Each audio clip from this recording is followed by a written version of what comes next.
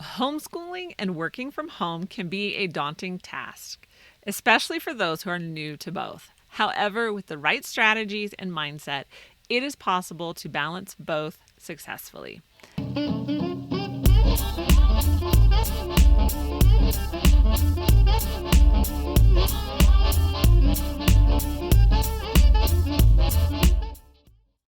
So, hey moms, welcome to the Life Unboxed podcast, where we talk about all things momtrepreneur, from raising your kids to running a business, and the most important, keeping your sanity. I am Jody the mom, a successful virtual assistant and homeschool mom of 6 for almost 10 years. My goal is to give you as much help as possible so you can confidently start a business and homeschool your kids. So, to do that, you want to grab your copy of the Momtrepreneur's Guide to Curriculum at lifeunboxed.blog or in the description below. And remember, you can always support the show with coffee. Visit Ko-fi, that's ko-fi.com/lifeunboxedblog, because who doesn't love coffee? Now let's get into this week's topic. Starting anything new can be overwhelming. There are so many questions that plague our minds. Can I work this many hours and still do schoolwork? Is it okay to school at night? How will I find the right curriculum? Will I know if the kids are getting an excellent education? And I could keep going with all of the questions we can come up with. Yes, it can feel daunting. Check that off your list. Yes, you will have a lot of questions. Another check on the list. And yes, it will take time to figure out what works for you. But the bottom line is it can be done. If you're starting out and you need a list of steps to take on how to homeschool and work from home, this beginner's guide is all you need to navigate unfamiliar territory and help you keep your sanity, because that's what we're all about. So, how to homeschool and work from home. Follow these steps to get started. Step 1. Homeschool is not public school at home. Yes, this is one of those mindset things that you need to completely overhaul. We are conditioned to expect school to last 7 hours a day and spending the whole time with the books open. So first, that doesn't even happen in public school, okay? Think about all the breaks, recesses, classroom management time, movies watched, and all the extras. Once you subtract all these from the school day, you realize how little time they actually spend in books. Yeah. So your school day isn't going to look like public school, and kids will amaze you when they can start marching to the beat of their own drum. Your homeschool will not look like the public school classroom. The hours you count as school will go beyond the curriculum books. There are everyday activities that count as homeschooling, and I will leave the link to that show below. So change your mindset so you aren't trying to match an unrealistic expectation that your homeschool should be like public school, because it won't. Know the legal requirements. Every state is different, and it is extremely important to know how to legally homeschool in your state. I cannot stress that enough. You are responsible to know how to legally homeschool in your state. So the best resource to find the legal requirements in your state is HSLDA. This is a legal homeschool advocate group, and it has great resources state by state. Step 3, find your tribe. When it comes to homeschooling, one of the newbie questions that is always asked, what about socialization? So this is one myth of homeschooling. You don't get enough socialization. It was a myth when I was homeschooled, and it was one of those urban legends that still persists. Although it is a myth, it doesn't mean that socialization happens with a wave of the magic wand. You need to find your tribe, whether that is a homeschool Facebook group, a homeschool co-op, or something else. Find the people you and your kids can connect with and be a part of. These groups are as much for moms as for the kids. So find your tribe. Step 4, pick your curriculum. Your curriculum can make or break your homeschool year. But here's the good news. It doesn't have to stay that way. You have the freedom and the flexibility to change your curriculum. How to homeschool and work from home will come down to the curriculum that you use.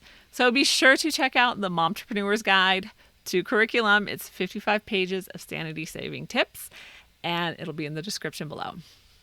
Step 5, designate your space. So I am a big encourager of working and schooling in the same space.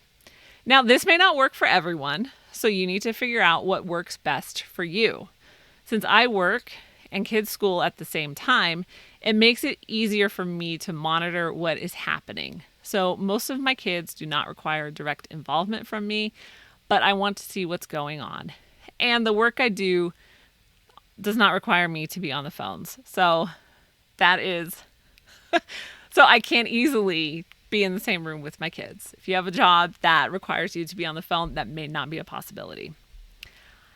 So since my kids use computers, I also monitor their screens. So all the screens face my desk, so I can easily glance at them to see what each child is doing.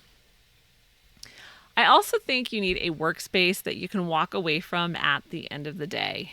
It is really easy to keep working when everything is at your fingertips. Boundaries for yourself are not always easy, so especially as a work from home mom, and don't think I have it all nailed down because I don't. So one of my boundaries is to turn my computer off and walk away from my desk. I only do work at my desk, so once I'm done for the day, the office is closed. We are fortunate to have 3 living spaces. So we have a formal living room, a family room, and a loft. So the formal living room is our schoolroom and office. Each kid has their own desk and space to store their schoolwork. Because with so many of us, we need the space. Otherwise, we would lose curriculum left and right. So everyone has a designated space for their books. For your space, find a way to keep clutter to a minimum or hidden. That's what I mean by a minimum, is hidden. And have a designated space for all of your curriculum. And this looks different for everyone, but figure out what works for you. The most important thing is to not lose your curriculum, so it helps to have a designated space for it. May have happened to us. Okay, so designated space. Step 6, create a routine. After many years of figuring out how to work from home and homeschool, I've concluded that routines are better than schedules. There are so many experts who will tell you the only way to get anything done is to schedule every minute of your day. If you want to get these big, hairy, scary goals done, then you need to schedule every minute of your day. I always want to raise my hand and ask, so tell me exactly how I do that with 6 kids. There are so many unexpected things that pop up. If you're a mom of any number of kids, your day is getting interrupted. And you can't schedule every minute of your day because nothing will ever get done then. So the alternative is to create a routine. Link in the description below on how to do that. So think about the morning and what needs to get done. Start teaching your kids to do these things in the same order every morning. So this starts to add structure to your day so your kids know what to do and you keep your sanity. And if you want more in depth, go check out the link in the description below. Step 7, involve your kids. One way to balance homeschooling and working from home is to involve your kids in your work.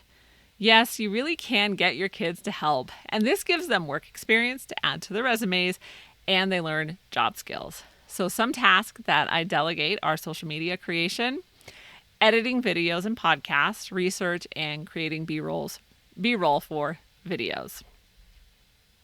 Step 8, use online tools. I am all for outsourcing learning, and there are many online learning tools you can incorporate into your homeschool. There's online math programs, science with virtual labs, so there's no dissecting owl poop on your kitchen counters, and a whole lot more. So don't be afraid to use the internet in your homeschool. There are a lot of tools you can use to outsource your learning, and that will help you to take a lot of pressure off your day. So don't be afraid to use the internet. Step 9, take breaks. This is something that is very easy to forget. Honestly, I'm not very good at it. So do as I say, not as I do. Be sure to take breaks. It is easy to keep working and keep working. There's always something else to do. If I just finish this one thing, I will be good. Then you think of one more thing and it keeps going and going. Be intentional about finding time in your day to take a break. And one thing that I want to do is to add more time to read aloud to the younger kids. And because I know there's a lot of value in reading to them, so I do want to add this into our day as well. So part of the whole taking a break will be also reading to them as well. Step 10, test and change. There isn't a perfect how to work from home and homeschool guide. Things can change from year to year or season to season. Our homeschool doesn't look exactly the same from year to year. Things change. The important thing is to figure out what's important to you, then adapt your routine as needed. You will test and change your homeschool every year. You really will, because life changes.